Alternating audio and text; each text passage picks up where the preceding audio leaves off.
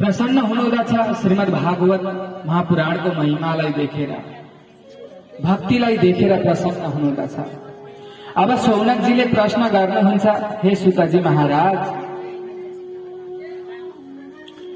श्रीमद् भागवत महापुराण ग्रन्थ गर्नुभएको प्रसंग त हामीले सुन्यौं। कसले रचना गर्नुभयो, कहाँ गर्नुभयो, कारण के? अब सबैभन्दा पहिले यो जान्न चाहन्छौं कि वेद व्यासजी महामुनिले श्री सुकदेवजीलाई श्रीमद् भागवत महापुराणको श्रवण गराइदिनु भयो। 7 दिनसम्म कथा श्रवण गराउनु चाहिँ कसले कसलाई भयो त? पहिले कहाँबाट यो परम्परा चलेर आयो, त्यो सबै सुन्न चाहने। श्री सुतजी महामुनिले भन्नुहुन्छ, हे सौनक हो, सबैभन्दा पहिले राजा परीक्षितलाई श्री सुकदेवजी महामुनिले कथा श्रवण गराउनु हुँदछ। फेरि सोध्नुहुन्छ सौनकजीले, गुरुदेव, श्री सुकदेवजी महाराज त परमहंस जो एक स्थानमा एकछिनदेखि धेर बेरै नबस्ने, 7 दिनसम्म बसेर एकत्रित भएर कथा सुनाउनुको कारण चाहिँ के हो त? किन सुनाउनु भयो? सविस्तार वर्णन गरिदिनुहोस् भनेर यसरी प्रश्न गर्दा श्री सुतजी महामुनिले भन्नुहुँदछ, यथा मृदे कौरव सृञ्जयानां वीरेशतो वीरगतिं गतेषु मृगोदराभिदगदाभिमर्शा भग्नोरुदण्डे धृतराष्ट्रपुत्रे। जब महाभारतको युद्ध समापन भयो, अब महाभारतको प्रसंग जोडिँदछ। कौरव र पाण्डव बीच युद्ध हुँदछ। युद्धमा पाण्डवले विजय अर्थात जित्दछन्, कौरव आदि सम्पूर्णको विनाश हुँदछ। अन्तिम युद्ध भीम र दुर्योधनको हुँदछ। यदा मृदे कौरव सृञ्जयानां, अन्तिम युद्ध कौरव समूहको दुर्योधनसँग हुँदाखेरि जब भीमसेनको गदाले दुर्योधनको जङ्गालाई तोडिदिनु हुँदछ, भाँच्दिनु हुँदछ र त्यहाँबाट जानुहुन्छ र अन्त्य अवस्थामा जब ती दुर्योधन छटपटाइरहनु भएको थियो, मृत्यु पनि आइरहेको थिएन, आकाशमा चिल कागहरू ती दुर्योधनको मासु लुच्नको लागि घुमिरहेका हुँदछन्। आकाश मण्डलमा सिनो सम्झेर ती दुर्योधन छटपटाउँदै त्यहाँबाट ती पक्षीहरूलाई खेदाइरहेका यस्तो दर्दनाक अवस्थामा रहँदछन्।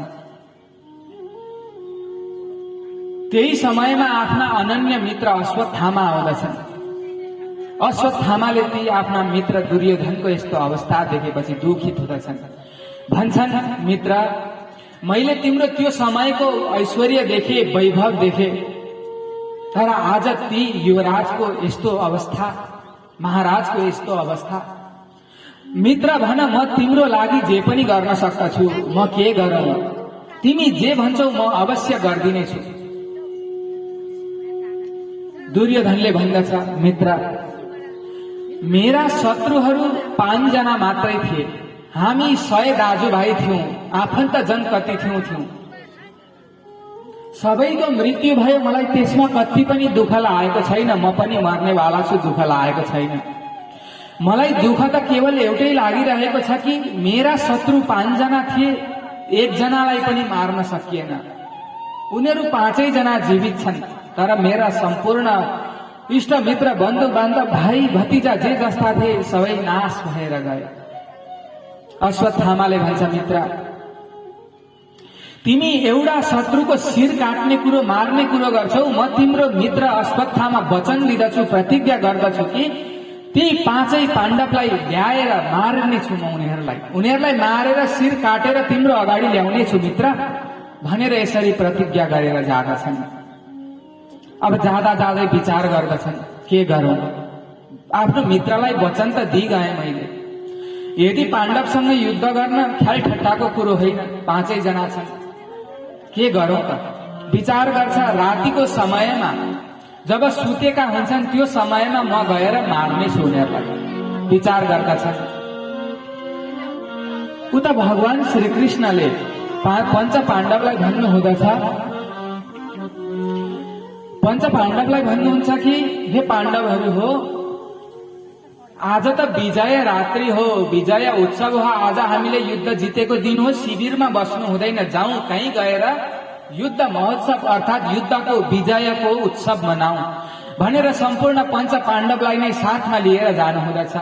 ती पञ्च पाण्डवहरूको शयन कक्षमा चाहिँ ती पञ्च पाण्डवद्वारै उत्पन्न भएका सन्तानलाई लगेर सुताइदिनु हुँदछ। साना थिए उनीहरू, हेर्दामा आफ्ना पञ्च पाण्डव पिताहरू समानै थिए। देख्दाखेरि भनिन्छ सज्जन, आफ्ना सन्तानहरूमा माता पिताको केही न केही गुण आउँछै आउँछ। एक आउँछ, दुई आउँछ, तीन आउँछै आउँछ। नआउने चाहिँ धुन्धुकारीको मात्रै हो है। फेरि धुन्धुकारीको कथा आउँदैछ नि बिस्तारै। शास्त्रमा उपनिषदमा के भनिएको छ? आत्मा वै पुत्र उत्पन्न इति वेदानुशासनम्। आफ्नो आत्मै स्वरूप चाहिँ सन्तानमा केही न केही गुण आएकै हुन्छ। अलि न अलि, चाहे स्वरूप मिलोस्, चाहे बोली मिलोस्, कसैको नाक मिलोस्, कसैको कान मिलोस्, कसैको दाँतै मिलोस्, होइन, जे मिलोस्, एउटा न एउटा गुण सन्तानमा आउँछ। ती बालकहरू पनि पञ्च पाण्डव जस्तै हेर्दा देखिन्थे। सबैजना निस्केर आश्रमबाट गए, ती 5 बालकहरू मात्रै सुत्दछन्। अश्वत्थामा रात्रिको समयमा आउँदछ, शिविरमा पस्दछ। जो हेर्दा पञ्च पाण्डवहरू जस्तै थिए, रात्रिको समयमा आफ्नो तरवार निकालेर ती 5 पाण्डव पुत्रहरूको वध गर्दछ, शिर काट्दछ र त्यहाँबाट 5वटा शिरलाई लिएर जाँदछ। र गइसके पछाडि अश्वत्थामाले दुर्योधनलाई भन्छ, भित्र तिमी एउटा शत्रुको कुरो गर्दथ्यौ, मैले 5 तिम्रा शत्रुहरूको शिर लिएर आएको छु, हेर। जब दुर्योधनले देख्दछ, पहिले त खुसी हुन्छ ऊ, मेरा शत्रुलाई मारे भनेर। जब नजिकबाट देख्दछ, दुःख लाग्दछ। तत्पश्चात भन्दछ, मित्र, यी त पञ्च पाण्डव होइन, पाण्डव पुत्र हुन्। यिनीहरूलाई मारेर त तिमीले हाम्रो वंशलाई पानी दिनेवाला पनि छोडेनौ। ती दुर्योधनको प्राणान्त हुन्छ। दुर्योधनलाई आशीर्वाद मिलेको थियो, हर्ष र विस्मात परेको बेला मृत्यु हुन्छ। हर्ष अर्थात् खुसी पर्यो, शत्रु मरे, विस्मात परियो, शत्रु होइनन्। एकैपल्ट कोही बेला त्यस्तो पर्छ नि, होइन? हाँस्दा हाँस्दै आँसु पनि आउँछ।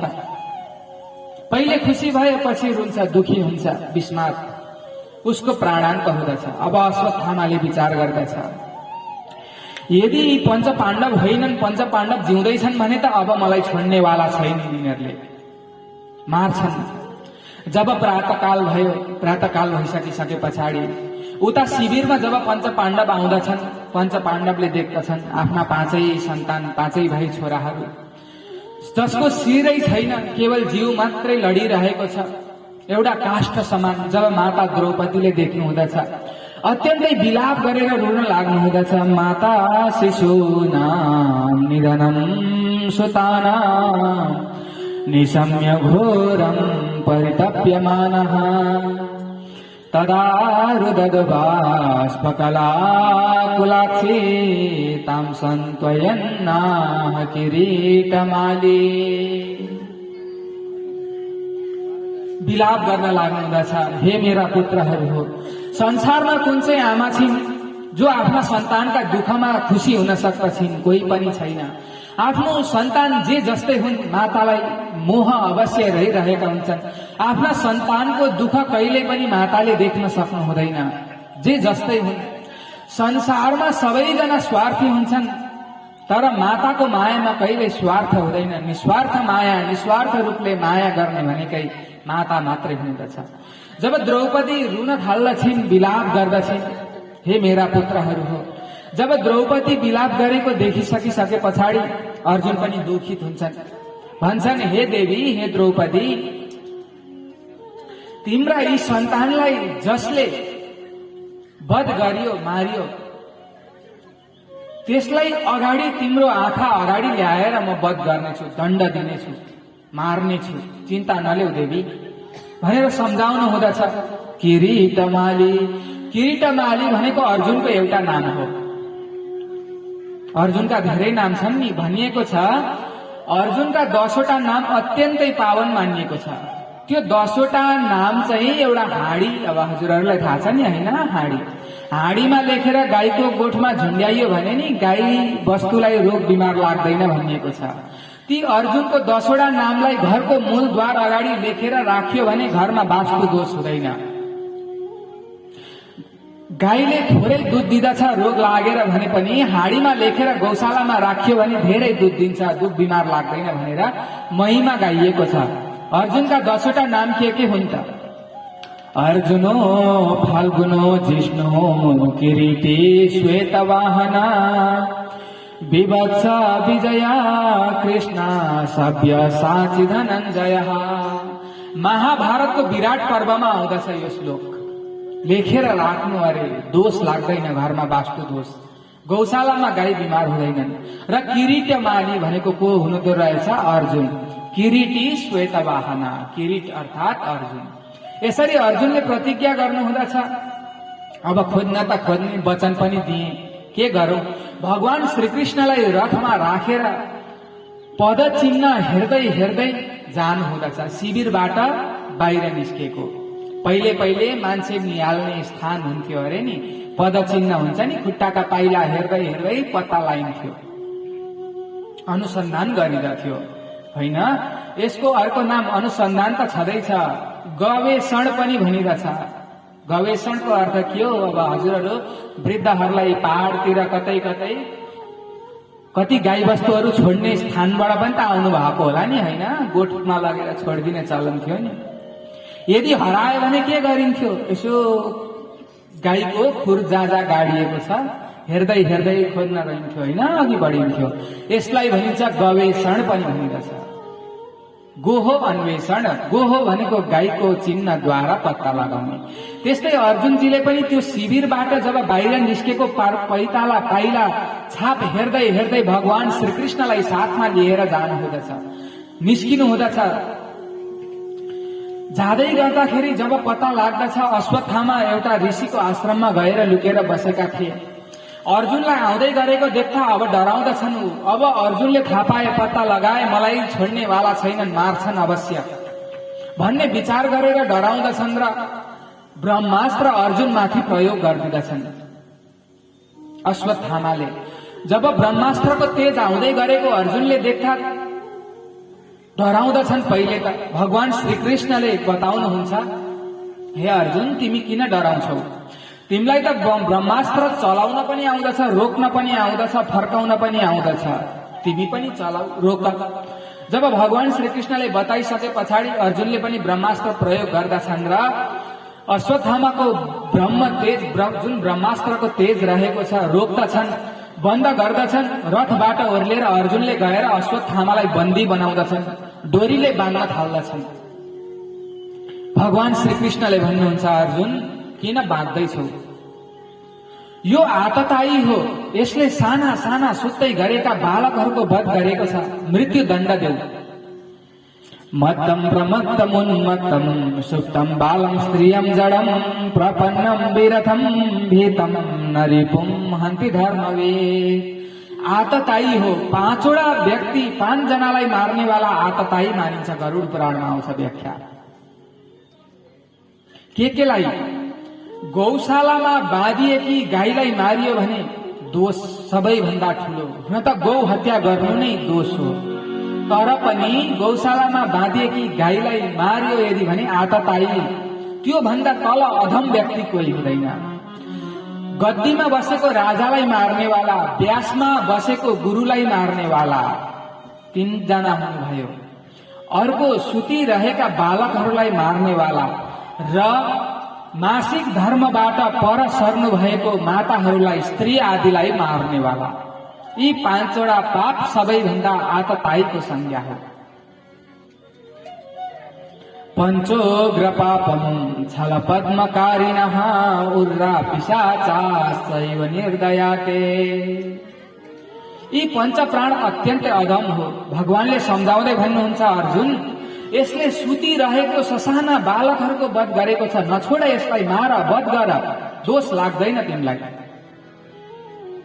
तिमीले मार्छु पनि भनेकै छौ, वध गर। अर्जुनले भन्छन्, हे भगवान म अवश्य यसलाई मार्नेछु।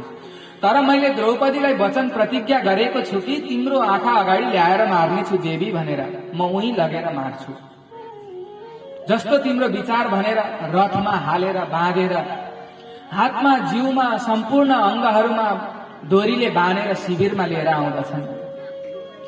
आएर भन्नुहुँदछ अर्जुनले, हे देवी द्रौपदी, हेर तिम्रो सन्तानको हत्या गर्नेवालालाई लिएर आएको छु। जब द्रौपदी माताले देख्नु हुँदछ, कुदेर गएर ती अश्वत्थामाको बाँधिएका सम्पूर्ण शरीरमा बाँधिएका डोरी रस्सी जुन थियो खोल्दिन थाल्नु हुँदछ। मुन्छ मुन्छ हे अर्जुन, छोडिदिनुहोस्।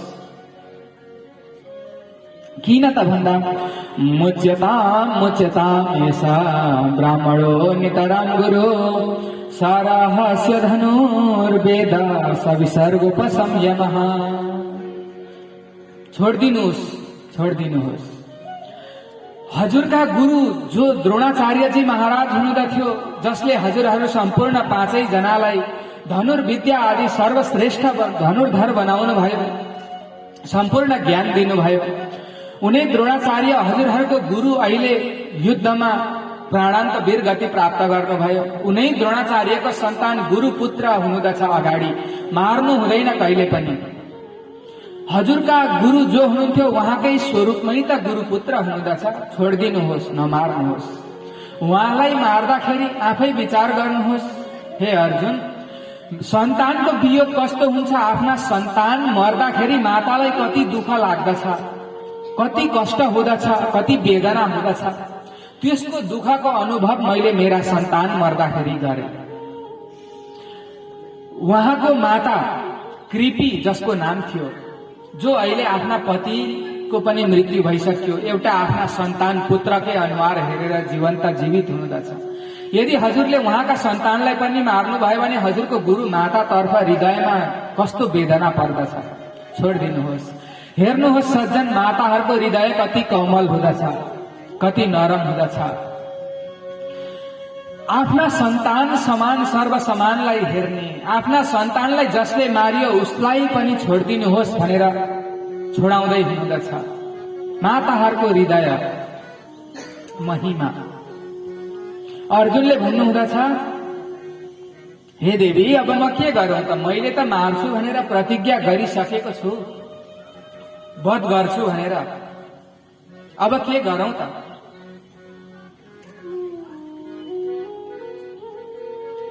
द्रौपदी माताको वचनलाई युधिष्ठिरजी महाराजलाई पनि चित्त बुद्ध छ।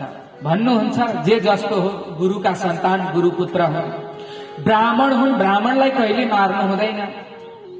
जे जस्तो होस्, नहुने कुरा भइहाल्यो, अब छोडिदिउँ, नगरौँ। भीमसेनले भन्छन्, सबैजनाले छोडिदिनुहोस्, यो अधर्मीलाई म नमारी छोड्दिन। मेरो गधाले यसको वध अवश्य गर्नेछु। अब त्यहाँ दुईतर्फी कुरा आउँछ। अर्जुन र भीमको एउटा वचन, मार्नै पर्छ, मैले प्रतिज्ञा गरेको छु, यो अधर्म हो, अधर्मी हो। द्रौपदी माता र युधिष्ठिरजी महाराज एउटा वचन छ, जे जस्तो होस् मार्नु हुँदैन, छोडिदिउँ। अब के गर्ने दुविधा उत्पन्न भयो। भगवान श्रीकृष्ण एकान्त एक स्थानमा उभिराख्नु भएको थियो, विचार गर्दै हुनुहुन्थ्यो। जसले मलाई सोध्दैनन् खोज्दैनन् भने म किन जवाब दिने? चुप लागेर बस्नु भएको थियो। अर्जुनले गएर भन्नुहुन्छ, महाराज, अब हजुर किन चुप लागेर बस्नुहुन्छ? यहाँ त दुविधा उत्पन्न भइहाल्यो, के गरौँ, मारौँ कि नमारौँ? दाजुले भन्नुहुन्छ नमार्नु। म अहिले प्रतिज्ञा गरेको छु, मेरो प्रतिज्ञाको के हुन्छ? निर्णय दिनु पर्यो। तब भगवान श्रीकृष्णले बताउनुहुनेछ, ब्रह्मबन्धुर्न हन्तव्यम् आतताइव दार्हणा मयैवो भयमां नातं परिपायनु शासनम्। अब भगवान श्रीकृष्णको वचन कस्तो छ त? ब्रह्मबन्धुर्न हन्तव्य। हे अर्जुन, ब्राह्मणको कहिल्यै पनि वध गर्नु हुँदैन, ब्राह्मणलाई मार्नै हुँदैन। ब्राह्मण मार्नु भन्दा ठुलो संसारमा दोष केही लाग्दैन। तर आतताई वदारहणः, फेरि आतताई चाहिँ जो कोही होस्, चाहे ब्राह्मण होस्, चाहे क्षेत्री होस्, चाहे जो होस्, आतताई छ भने त्यसलाई छोड्नु पनि हुँदैन। त्यसको पनि वध गर्नुपर्दछ। अब अर्जुनले विचार गर्छन्, हे भगवान कस्तो निर्णय हो यो। एकतर्फी कुरा छ ब्राह्मणको वध गर्नु हुँदैन, अर्को तर्फ कुरो छ आतताई चाहे जो कोही होस् छोड्नै हुँदैन। अब के गर्ने भनिन्छ, जति ग्रन्थहरू छन् भगवान श्रीकृष्णले जति उत्तर दिनु भएको छ सीधा उत्तर कहिल्यै दिनु भएको छैन। ध्यान दिएर बुझ्दाखेरि घुमौरो पाराकै छ भगवान श्रीकृष्णको उत्तर। अब अर्जुनले के गर्ने, कसो गर्ने चाहिँ के हो त। अब म के गरौं भनेर यसरी विचार गरिराख्नु भएको हुन्छ दुईटा युधिष्ठिरजी महाराज र अर्जुनको भिन्न भिन्न कुरोमा। त्यतिखेर अर्जुनले सम्झिनु हुँदछ, पहिले गीतामा भगवान श्रीकृष्णले शिष्य बनिनु भएको थियो नि अर्जुनजी, होइन? महाभारतको युद्ध हुनुभन्दा अगाडि के भन्नु भएको थियो, जब आफ्ना आफन्तजनहरूलाई देख्नु भन्छ अगाडिपट्टि, के गरौं म, के कसो गरौं, मैले गर्नुपर्ने के छ। अब हे भगवान मलाई हजुरले आधार बताइदिनुहोस्, निर्णय बताइदिनुहोस्, के गरौं त म, मेरा आफन्त मात्रै छन्, शिष्य भए म आएको छु अगाडि, मलाई ज्ञान दिनुहोस् भनेर यसरी बताउँदा भगवान श्रीकृष्णले गीताको ज्ञान दिनुभएको थियो। त्यो पछाडि गीतामा भगवानले के भन्नु भएको छ त भन्दा, माननीय पुरुषहरूको अपमान हुनु नै मृत्यु तुल्य हुँदछ। सज्जनहरूको, सन्तहरूको, विद्वानहरूलाई मारिराख्नु पर्दैन। यदि अपमान मात्रै गरियो भने पनि मृत्यु तुल्य कष्ट प्राप्त हुँदछ। अपमान नै त्यति मृत्यु भन्दा ठूलो कुरो रहेछ भनेर गीतामा भगवान श्रीकृष्णले दिनुभएको ज्ञान सम्झिनुहुन्छ अर्जुनले। भगवानले त परीक्षण गर्दै हुनुहुन्छ, पहिले शिष्य बनाएर ज्ञान दिनुभयो, के कस्तो सम्झेछ त परीक्षण गर्नुभएको नि भगवानले। हामी पनि अब सानैदेखि पढेरै आएका, स्कुल सबैजना अलिअलि भए पनि गुरुहरूले गर्नुहुन्थ्यो नि, होइन? पहिले पढाउनुहुन्थ्यो, अहिले पनि त हुन्छ नि, पढाइसके पछाडि जाँच पनि हुन्छ नि, होइन?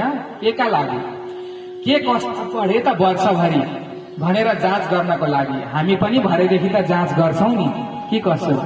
अहिले कथा सुन्दै गर्छौं, के कसरी ध्यान रहेछ कथामा भनेर परीक्षण त भरे बेलुका आइहाल्छ ज्ञान मञ्च कार्यक्रम परीक्षण। भगवान श्रीकृष्णले पनि परीक्षण गर्दै हुनुहुन्छ।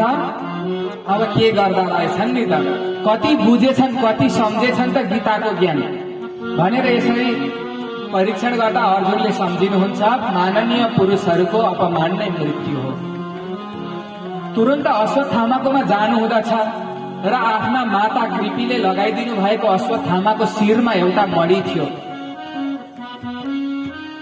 त्यो मडीलाई निकाल्दिनु हुँदछ। कति कष्ट हुँदछ, शिरमा लागेको जुन मांसपिण्ड रहेको थियो काट्दिनुहुन्छ र त्यहाँबाट शिविरबाट धक्का दिएर अपमान गरेर निकाल्दिनुहुन्छ बाहिर। अश्वत्थामाले सम्झिन्छन्, मेरो यत्रो अपमान गर्ने, मेरो तिरस्कार गर्ने, यिनीहरूको वंशमा पानी दिनेवाला पनि कोही राख्दिन, म सबैको वध गर्नेछु।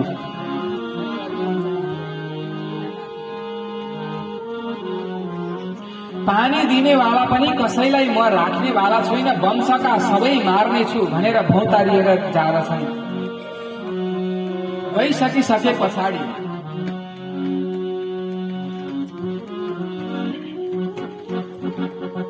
जब अश्वत्थामा निस्के, पञ्च पाण्डवलाई भगवान श्रीकृष्णले भन्नु हुँदछ, हे अर्जुन, हे युधिष्ठिरजी, म द्वारिका छोडेर आएको पनि धेरै भयो, हजुरहरूको साथमा बसेको, अब म पनि जान्छु, मलाई पनि बिदा दिनुहोस्। के गरेर बसिराख्नु भएको होला भनेर यसरी बिदा भएर जानै लाग्नु भएको थियो। अगाडि घोडामा आफ्नो रथमा चढ्न लाग्नु भएको थियो। एउटा खुट्टा त्यस रथमाथि राख्नु भएको थियो, एउटा भूमिमा प्रसन्न मुद्रामा हात उठाएर सबैलाई शान्त पार्ने आश्वासन दिँदै आशीर्वाद हात उठाएर दिइराख्नु भएको थियो। त्यही समयमा एकजना अबला स्त्री, भर्खरकै स्त्री, श्वेत वस्त्र धारण गरेकी, चिल्लाउँदै कराउँदै रुँदै वेदनामा तडपिँदै तडपिँदै भगवान श्रीकृष्णको चरणमा आउँदछिन्। चरणमा आइसकेर हृदय प्रार्थना गरेर भन्दछिन्, पाहि पाहि महायोगिन देवदेव जगतपते नान्यम त्वदभयं पश्ये यत्र मृत्यु परस्परम। हे भगवान, यो सम्पूर्ण ब्रह्माण्डमा मेरो रक्षा गर्नेवाला त मैले कोही पनि देखेन, हजुरै मात्रै हुँदो रहेछ। ब्रह्मास्त्रको तेजले मेरो गर्भनाश गर्नलाई पछि पछि दौडिरहेको छ। ती रुने बालिका थिइन् उत्तरा, अभिमन्यु पत्नी, अर्जुन पुत्र अभिमन्युको पत्नी उत्तरा। अभिमन्युले त वीरगति प्राप्त गरे, गर्व रहेको थियो उहाँको। उहाँ सती जान सक्नु भएन उत्तरा, किन भन्दा सतीको पनि नियम छ, गरुड पुराणमा आउँदछ। सती प्रथा आदिको विषयमा वर्णन गरिएको छ। यदि कसैको मृत्यु, पतिको मृत्यु भयो भने पत्नी सती जाने प्रचलन नेपालमै पनि थियो, होइन? हजुरहरूलाई थाहा छँदैछ। नेपालमा चन्द्र शमशेरको पालामा 1978 असार 25 गतेदेखि यो सती प्रथा अन्त्य भएको नेपालमा। तर उत्तरा सती जान सक्नु भएको थिएन, किन? गर्भवती हुनुहुन्थ्यो। गर्भवती स्त्री सती जानु हुँदैन। तिनै बालकलाई जन्म दिनको निम्ति बसिरहेकी थिइन्। ती अश्वत्थामाले ब्रह्मास्त्र चलाएर वंशनाश गर्नको निम्ति ब्रह्मास्त्रले खेदिरहेको बेला त्यसरी भगवान श्रीकृष्णको चरणमा आएर उत्तराले समातेर प्रार्थना गर्छिन्, मेरो रक्षा गरिदिनुहोस् गुरुदेव। हे भगवान, संसारमा मलाई बचाउन सक्ने हजुर बाहेक अहिले कोही पनि देखिन मैले। जब यसरी आतुर भएर विह्वल भएर वेदनामा तडपिएर प्रार्थना गरेको देख्दा भगवान श्रीकृष्णले त्यस रथबाट तल ओर्लिएर सानो एउटा अंगुष्ठा मात्रको मुद्रा रूपमा प्रकट भएर त्यस उत्तराको गर्भमा प्रवेश गर्नुहुँदछ। श्रीकृष्ण चन्द्र भगवानको प्रवेश गर्नुहुँदछ। प्रवेश गरिसके पछाडि हातमा शंख चक्र गदा पद्म 4 हात चतुर्भुज धारण गरेर ब्रह्मास्त्रको तेजलाई रोक्नको निम्ति त्यो गर्भमा रहेको बालक जुन छ उसको वरिपरि रक्षा गरेर घुम्नु हुँदछ। जब ब्रह्मास्त्रको तेज समाप्त भइसकिसके पछाडि पुनः बाहिर निस्किनु हुँदछ र आफ्नो स्वरूपमा आउनु हुँदछ। यसरी ब्रह्मास्त्रबाट त्यस गर्भमा रहेको बालकको रक्षा गर्नुहुन्छ। रक्षा गरेर पुनः जानै लाग्न आँट्नु भएको हुन्छ कि माता कुन्तीले प्रार्थना गरेर भन्नुहुन्छ। माता कुन्ती भगवान श्रीकृष्णको फुपू प्रार्थना गर्दै भन्नुहुँदछ, नमस्य पुरुषं त्वाद्यामीश्वरं प्रकृते परम अलक्ष्यं सर्वभूतानां अन्तर्बहिरवस्थितम्। आज मैले केवल भदाको स्वरूपमा हजुरलाई देखेको छुइनँ, हजुर साक्षात परमात्मै हुनुहुँदछ, जसको प्रारम्भ मध्य अन्त्य आदि केही छैन, अनादिदेखि अवस्थित हुँदछ, जसलाई माया आदिले छुँदैन, जसको कृपाद्वारा, जसको मायाद्वारा नै सम्पूर्ण ब्रह्माण्ड मोहित भएको छ, त्यस्तो हजुर हुनुहुँदछ। हजुरलाई नमस्कार छ। जीवनमा मेरो जति पनि दुःख र कष्ट आयो हजुरले सदा सर्वदा मेरो रक्षा गर्नुभयो। महाभारतको युद्ध हुनुभन्दा पूर्व लाक्षागृहमा आगो लगाएर डढाउन खोज्दा पनि हजुरले हाम्रो रक्षा गरिदिनु भयो। मेरा सन्तानहरूले जब जब दुःख प्राप्त गरे, मलाई जब जब दुःख मिल्यो, हजुर आएर उपस्थित भएर मेरो रक्षा गरिदिनु भयो, हाम्रो रक्षा गर्नुभयो। आज जब सबै दुःख जति सकिसकेर सुख मिल्न लाग्यो, हजुर टाढा हुँदै हुनुहुन्छ, जाँदै हुनुहुन्छ। हे भगवान, यसरी सुन्दर स्तुति गरेर अन्तिममा वर माग्नुहुँदछ। यदि मलाई केही वर दिनुहुन्छ भने एउटा कुरा वर दिनुहोस्। के त? मलाई जीवनमा मेरो प्राण रहन्जेल जीवनभर दुःखै मात्र मिलोस्, सुख मलाई कहिले पनि नपरोस्। हे भगवान, किन जब दुःख हुँदछ हजुरले आएर रक्षा गर्नुहुन्छ, हजुरको दर्शन गर्न पाइन्छ, सुख भइसक्दा टाढी हाल्नु हुने रहेछ नि, त्यसैले मलाई जीवनभर दुःख मिलोस् भनेर यसरी सुन्दर स्तुति गर्नुहुँदछ। गरिसके पछाडि भगवान श्रीकृष्ण प्रसन्न भएर पुनः केही दिनको निम्ति इन्द्रप्रस्थमै पञ्च पाण्डवहरूको साथमा रहन थाल्नुहुन्छ। रहँदै जाँदाखेरि युधिष्ठिरजी महाराजले राज्य सञ्चालन गर्नुहुन्छ, तर उहाँ दुखी हुनुहुन्थ्यो। किन? महाभारतको युद्धमा आफ्ना काकाको मृत्यु, आफ्ना दाजुभाइको मृत्यु, आफ्ना गुरुको मृत्यु, माननीय पुरुष आफ्ना सम्पूर्ण बन्धु बान्धवजनहरूको मृत्यु वध गरेर यो सिंहासन मिलेको छ। घिनलाग्दो रहेछ यो सिंहासन कुर्सी त राज्य गर्न सक्दिन भनेर चाहिँ हरेक दिन दुखी भएर रहनु हुँदथ्यो। किन? ती मरेर गएका व्यक्तिहरूको स्त्रीहरू जो सती गएका थिएनन्, सेतो कपडामा जब उहाँ देख्नुहुन्थ्यो भाव विह्वल हुनुहुँदथ्यो, दुखी हुनुहुन्थ्यो। जब भगवान श्रीकृष्णले देख्नुहुन्छ, सम्झाउनुहुन्छ, दाजु चिन्ता नलिकन गर्नुहोस्, तर युधिष्ठिरजी महाराजलाई चित्त बुझ्दैन। किन? युधिष्ठिरजी महाराज भन्दा भगवान श्रीकृष्ण कान्छो। जब युधिष्ठिरजी महाराजले राजसूय यज्ञ गर्नु भएको थियो, भगवान श्रीकृष्णको 84 वर्ष पनि भइसकेको थियो, घटिसक्नु भएको थियो। भाइ हो उहाँ। जब भगवानले युधिष्ठिरजीलाई सम्झाउनुहुन्छ, युधिष्ठिरजी महाराजलाई दिमागमा केही कुरो बुझ्नै सक्नु हुँदैन। किन त? हजुरहरूलाई थाहा छ नि, आफूभन्दा सानाले ज्ञान दियो भने चित्त बुझ्दैन। हिजो अस्तिको फुच्चा फुच्ची त हो नि, होइन? सिकाउने हुन्छ तिनीहरू, आउँछ नि कुरो पश्च त। ज्ञान लिनको लागि चाहिँ ठुलैको कुरो भनिसक्दा फेरि जेसुकै होस् मानिहालिन्छ, सानाका कुरो आउँदैन नि गन्ती, हो कि होइन? विचार गर्नुहोस् त। भगवानले सम्झाउनुहुन्छ, सम्झाउँदाखेरि युधिष्ठिरजीले बुझ्नै सक्नु भएन। भगवानले जानिहाल्नु भयो कि यिनलाई त वृद्ध बाबाको कुरा छिटो आउने रहेछ, बुझ्ने रहेछन्, चित्त बुझ्ने रहेछ। लिएर जानुहुन्छ पञ्च पाण्डवलाई साथमा लिएर भगवान श्रीकृष्ण कहाँ, जहाँ भीष्म पितामह लडिराख्नु भएको थियो। महाभारतको युद्धमा जब अर्जुनका बाणहरूले उहाँलाई प्रहार गरिएको थियो, त्यही बाणकै शैयामा शयन गर्नु भएको थियो। उहाँको मृत्यु भएको थिएन, प्राण गएको थिएन, श्वास चलिरहेको थियो, बोल्न सक्नुहुन्थ्यो। आफ्ना पिता शन्तनुले भीष्मलाई आशीर्वाद दिनु भएको हुन्छ, इच्छा मृत्यु होस् भनेर। भीष्म नाम त्यसै बसेको होइन, भीष्मजीको पहिलो नाम हुन्छ देवव्रत। भीष्म नाम बस्नुको कारण के हो त भन्दा, जब आफ्ना पिता शन्तनु एक दिन जंगलमा शिकार गर्न जाँदै गर्दा जंगल समीपमा एकजना स्त्रीलाई देख्दछन्। स्त्रीलाई देखिसके पछाडि मत्स्यगन्धा जसको नाम हुँदछ, ती स्त्रीलाई प्राप्त गर्नको निम्ति, विवाह गर्नको निम्ति जाँदछन्, तर ती स्त्रीका पिताले दिँदैनन्। किन? भीष्मजीको जन्म त अगाडि भइसकेको हुन्छ नि। भन्नुहुन्छ हजुरको त पहिलो सन्तान जेठो छोरा घरमै हुँदै हुनुहुन्छ, मेरो छोरी बिहे गरेर दिउँला, कान्छी भइन्, मेरा सन्तानले त राजगद्दी प्राप्त गर्न सकेनन् नि त, हजुरको जेठै छोरोले राजगद्दी प्राप्त गर्दछ, दिन्न भनेर यसरी पठाइदिँदा ती सन्तनु चाहिँ अब घरमा राजकाज गर्न छोडेर दुखी भएर बस्दछन्।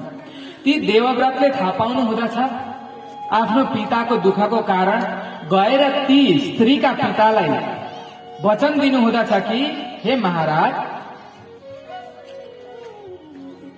हजुरको छोरी विवाह गरिदिनुहोस्, म जेठो छोरो भए तापनि म जीवनभर कहिले राजगद्दीमा बस्नेवाला छुइनँ, बरु राजगद्दीदेखि तल बसेर पथ प्रदर्शन, मार्ग प्रदर्शन गर्न बरु अर्थी उपदेश दिउँला, तर म राजाको गद्दीमा बस्दिनँ।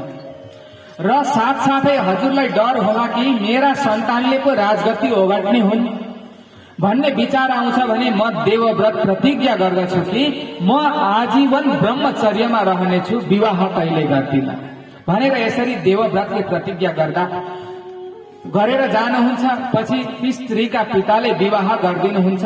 शन्तनुले थाहा पाउनुहुन्छ कि मेरा छोराले प्रतिज्ञा गरेछ, यस्तो भीषण प्रतिज्ञा डरलाग्दो होइन त। साना साना बालक एकजनाले म आजीवन ब्रह्मचर्यमा रहेर विवाह गर्दिन, राजगद्दी स्वयंमा बस्दिन भनेर भीषण प्रतिज्ञा गरेको देखेर उहाँको नाम बस्दछ भीष्म, अनि बसेको नाम हो। त्यतिखेर शन्तनु प्रसन्न हुन्छन्, आफ्ना सन्तान देवव्रतको वचनबाट र आशीर्वाद दिन्छन्, हे पुत्र, तिमीलाई जीवनभर कालले कहिले छुने छैन, जब तिमी आफै चाहन्छौ म मरुम भनेर, अनि मात्र तिम्रो प्राणान्त हुनेछ, मृत्यु हुनेछ, नभए मृत्यु कहिल्यै हुनेवाला छैन। भनेर आशीर्वाद दिनुभएको थियो। र यसरी भीष्मजी महाराज बाणशय्यामा लडिराख्नु भएको थियो। पञ्च पाण्डवहरू अगाडि जाँदछन्। आएको देख्दा भीष्मले भन्नुहुन्छ, हे अर्जुन, तिम्रो सारथी आएनन्। भगवान श्रीकृष्णले आएर भन्नुहुन्छ, हे पितामह, म यही छु। अर्जुन तर्फ हेरेर पितामहले भन्नुहुन्छ, अर्जुन चिन्छौ तिमी को हो, ऊ को हो? अर्जुनले भन्नुहुन्छ, किन नचिन्नु, मेरै मामाका छोरा त हुन् नि, मेरै दाजु त हो। भीष्मले प्रार्थना गर्दै भन्नुहुन्छ, यम मन्यसे मातुलेयम प्रियम मित्रम सुहृतमम अतरो सचिवम दूतम सौहृदादत सारथि। हे अर्जुन, तिमी घरि बनाउँछौ, गुरु बनाएर ज्ञान लिन्छौ, घरि मामाको छोरो मातुलेयम भन्छौ, कोही बेला मित्र बनाएर जंगलमा गएर साथमा बस्दछौ, कहिले सचिव बनाएर मिलाउनको निम्ति हस्तिनापुरमा पठाउँदछौ, दूत बनाएर पठाउँदछौ, कहिले सारथी बनाएर युद्ध गर्छौ। हे अर्जुन, तिमी धन्य छौ। कति अनन्य सम्बन्ध रहेको छ भगवानसँग तिम्रो। हे भगवान, अब भगवान तर्फ हेरेर भीष्मले भन्नुहुन्छ, मलाई थाहा थियो हजुर अवश्य आउनुहुनेछ मलाई दर्शन दिनको निम्ति, तर हजुरले आउन त अलि ढिलै गर्नुभयो। अब आइहाल्नु भयो भने मेरो पनि एउटा वचन छ, प्रतिज्ञा छ, मानिदिनु पर्यो हजुरले। के प्रतिज्ञा? सदैव देवो भगवान प्रतीक्षतां कलेवरं यावदिदं हिनोम्यहं प्रसन्नः सारुणलोचनोल्लसन्मुखाम्बुजो ध्यानपथः चतुर्भुजा। मलाई थाहा थियो हजुर अवश्य आउनुहुनेछ। म पर्खेर बसे, प्रतीक्षामा बसे। अब हजुरलाई एउटा बिन्ती छ, जबसम्म म मर्न नचाहौं, जबसम्म मेरो प्राण जाँदैन, तबसम्म हजुरले पनि जानु भएन। मेरो प्रतीक्षा गरेर बस्नुहोस्। भगवानले सम्झिनु हुँदछ, ओहो राम्रो कुरो पो आएछ त। संसारमा अब के भन्नुभयो त भीष्मजीले, जबसम्म म मर्दिन तबसम्म जान पाउनु हुँदैन। अब संसारमा एकपल्ट विचार गर्नुहोस् त, को मर्न चाहन्छ? कोही चाहन्छ मर्न? कोही पनि चाहदैन। मर्न त मन अवश्य लाग्छ नि, होइन? घरमा अब छोरा बुहारीसँग ठाकन ठोकुन पर्छ, कहिले भनेको मान्दैनन्। सासू बुहारीको त चल्छ नि त कोही कोही बेला, होइन? त्यतिखेर त फेरि बैरागी हुन्छ नि, मर्न अवश्य मन लाग्छ। हेर त के बसिराख्नु हो, बरु मर्न पाए पनि हुन्थ्यो चाहिँ भन्छौँ है। भन्न चाहिँ के कसो भन्छौँ नि, होइन? बेला बेला त्यो भनेको चाहिँ मर्कट बैरागी अरे, बाँदरे बैरागी भन्छ त्यसलाई चाहिँ नि। बाँदर कसरी फुत्रुक फुत्रुक एकतिर कुदिरहन्छ नि, त्यस्तै मर्कट बैरागी अरे क्या। त्यो चाहिँ मनको बैरागी नि, एकछिन मात्रै हो। अलि एकछिनदेखि फेरि बोल्न थालेपछि त्यही हो नि कुरो, होइन? मेरा सन्तान जस्ता राम्रा त को छन् र भन्न थालिहाल्यो। मर्कट बैरागी। मर्न वास्तवमा कोही चाहदैन संसारमा, क्षणभर मात्रै हो। तर यता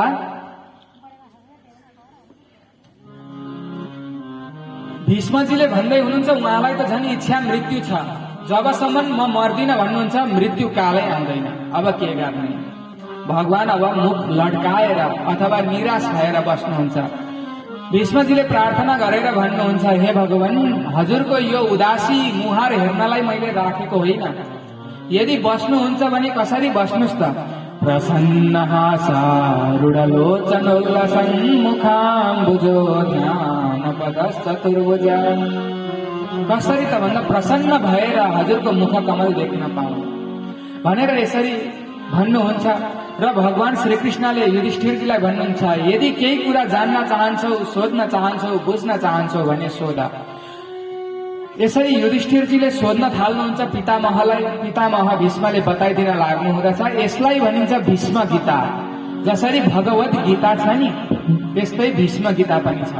यहाँ पनि सम्पूर्ण ज्ञान गुणका कुराहरू, दान धर्म, राज धर्म, स्त्री धर्म, भगवत धर्म, मोक्ष धर्म आदि जे जस्ता कुराहरू छन् सबैको सविस्तार वर्णन गरिदिनु हुँदछ।